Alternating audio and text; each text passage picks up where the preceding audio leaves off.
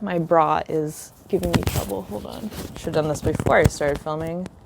That would have been wise.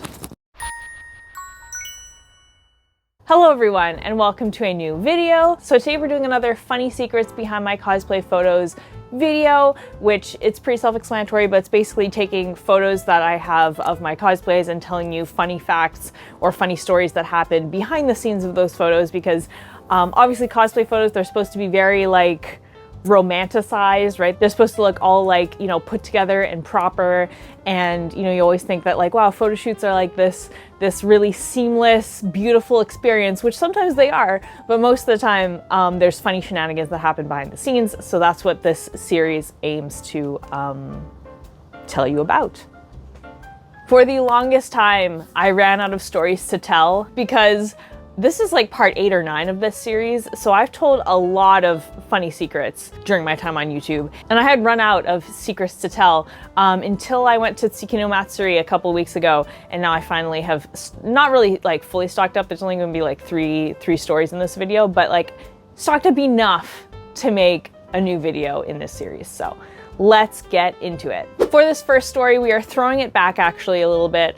This is from a few years ago. The other 2 stories will be from Tsukino Matsuri, but this one will be like a bit of a throwback, because you know, we're scraping the bottom of the barrel of like funny secrets that I had previous to Tsukino Matsuri, and then we'll jump into the Tsukino Matsuri ones. Okay, so a little while ago, like 3 years ago, my roommate at the time, Justine, and we decided to do a Daphne and Velma shoot in a park.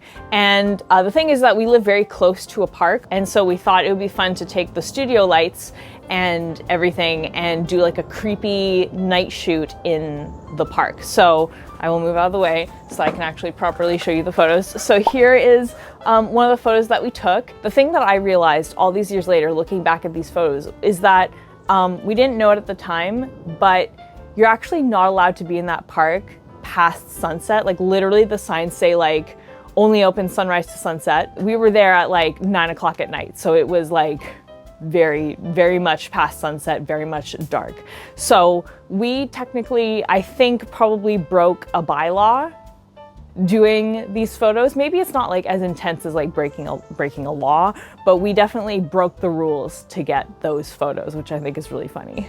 Okay, so now we're gonna jump into the Tsukino Matsuri stories. Okay, so the first one happened while I was shooting with my friend Rory. If you guys didn't see my vlog, we did a little bit of a photo shoot.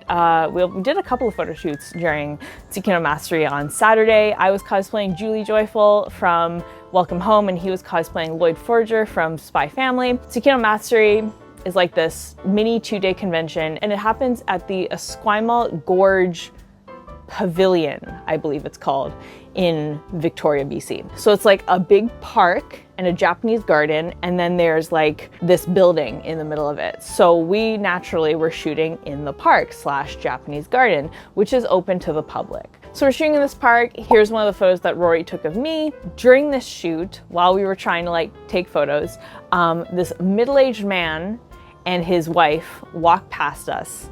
And they definitely did not get the whole cosplay thing, because he walks by and he's like, "Oh, it's Barbie and Ken, ha ha ha ha ha." And basically like, that seems like harmless by itself, but it was the way in which he said it. He was definitely like mocking us and thought what we were doing was like funny or stupid or something. Like it didn't come off as like just a joke. It came off as like judgment, but they eventually leave and we keep shooting. But apparently to him, we looked like Barbie and Ken, even though we look nothing like Barbie and Ken. It's the blonde hair. It's the blonde hair. Final story. This is a very quick video. This is gonna be such a short video, but that's okay. We're keeping it short and sweet today. Same event. This happened during Tsukino Matsuri, so I was still in my Julie cosplays the same day as the other story, and I was walking home. There's screaming. Can you guys hear that? There's screaming children. Are they okay? What's going on? So I was walking home.